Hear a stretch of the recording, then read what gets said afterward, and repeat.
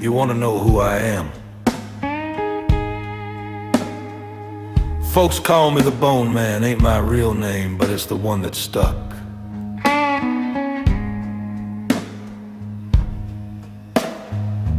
I travel by static and needle drops, sleep in jukebox shadows, and speak only when the song demands it.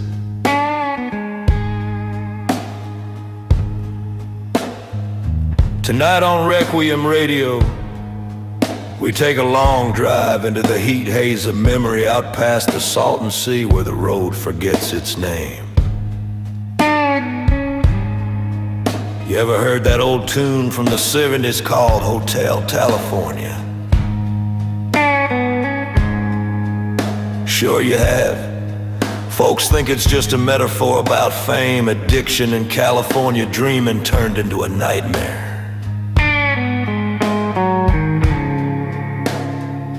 But what if I told you that hotel was real?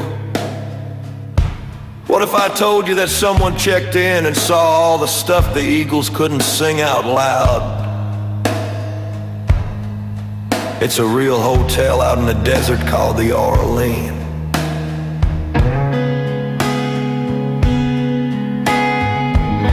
This here's the story of a man who followed that melody too far and found a hallway where the doors don't close, the mirrors don't reflect, and the guitar keeps playing long after the lights go out.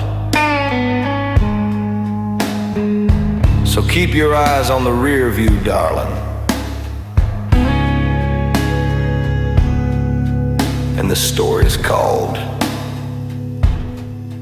You Can Never Leave.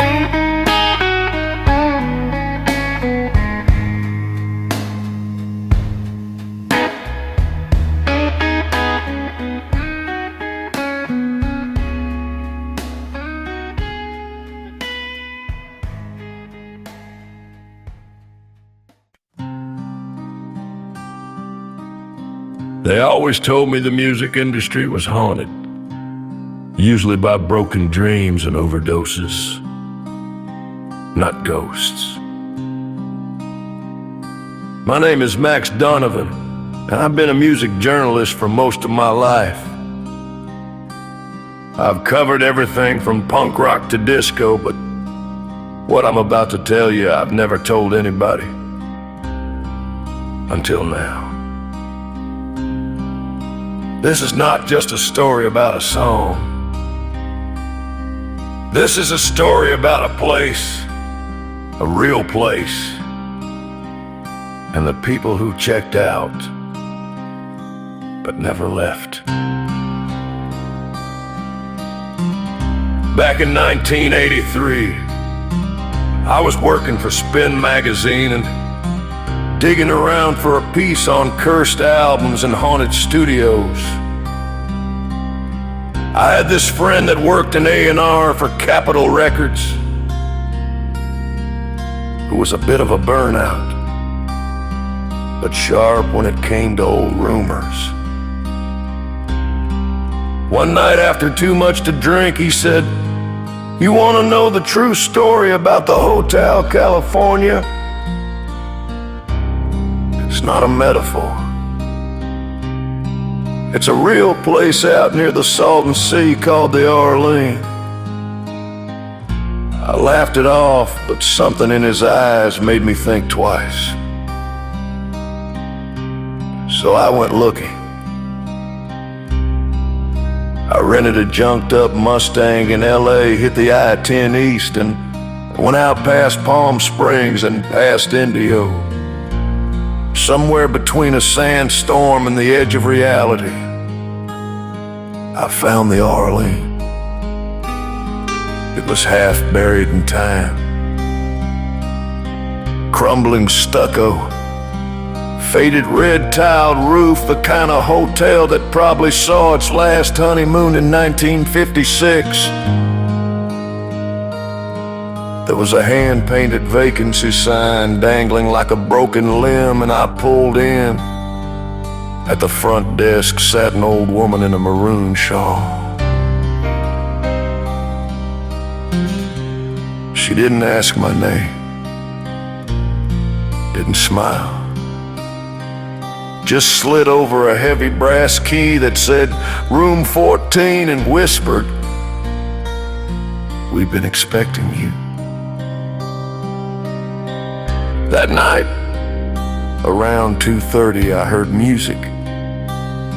Not from the radio, there was no signal out there, but echoing down the hallway, it was a guitar. Slow, moaning minor chords. Well, curiosity got the best of me. I stepped out into the hall barefoot and followed the sound. The corridor looked a lot longer than it should, and some doors on either side were slightly open. The air was thick, it was not hot, but heavy like it had weight. The wallpaper was gold and ivory damask, peeling in perfect symmetry. The light fixtures flickered, casting long shadows that danced where no one moved. As I walked, I passed by some of those open doors, and that's when I saw them. In one room, a woman stood brushing her hair in the mirror over and over, except her reflection never moved. It just stared back at me. In the next room, a man in a velvet jacket sat with a crystal tumbler of something dark. He raised his glass towards me in a silent toast.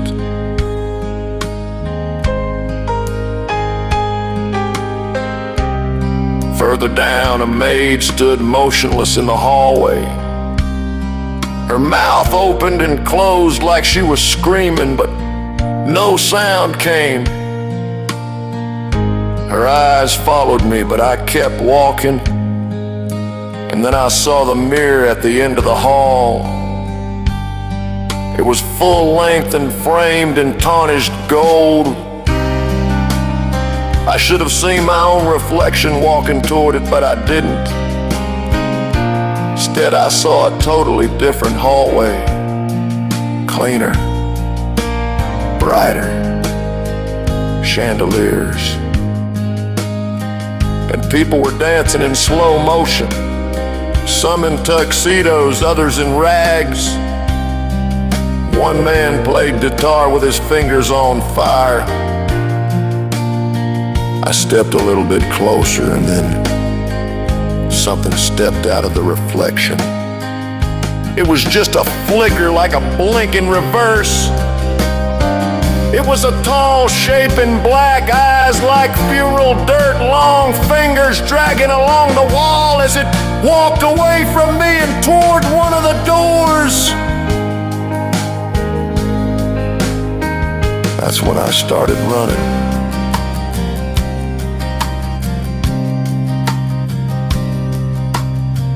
I ran all the way back to room 14 and locked the door. I sat on the floor with my back against the wall. Then I noticed the envelope on the nightstand. No stamp, no handwriting, just a typewritten note inside that said, "They stab it with their steely knives, but they just can't kill the beast." I didn't sleep. By sunrise, I was back in the Mustang, tearing down the highway like the devil was on my bumper. More than once, I tried to go back. I tried to find the exact turnoff, the cluster of dead palms, even the stupid cactus I parked beside. But there was nothing. Just open desert and heat haze. The Aureline was gone. I called my A&R contact at Capitol, but got no answer. When I finally reached the label's main office, they said no one by that name had ever worked there. Years passed. Then the postcards started coming. Every few years one would arrive, postmarked California with no return address. Sometimes it was a photo of a hallway. Sometimes it was a photo of a key.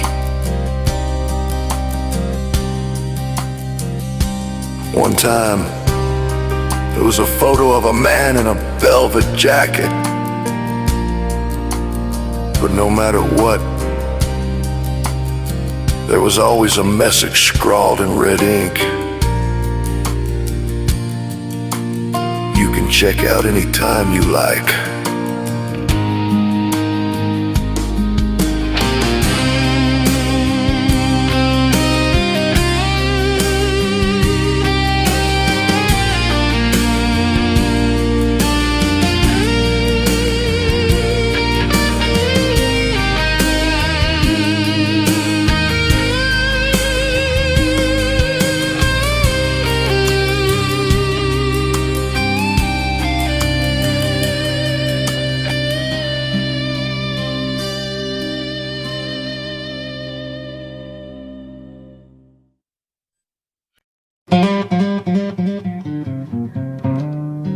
You've been listening to Requiem Radio,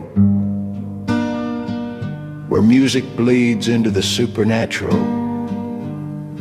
And that was a story called You Can Never Leave.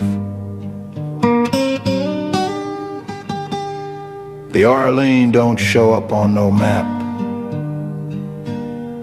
but some say it's still out there,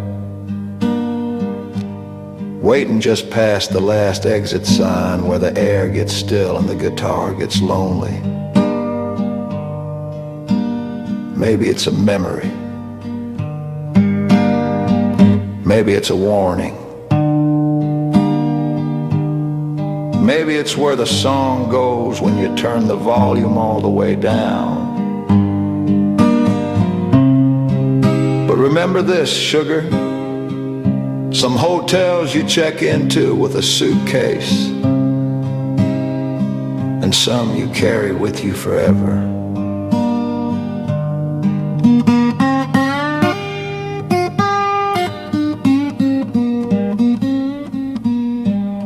Ain't gonna be no more tonight. Y'all rest easy, and don't let the dark drive you home.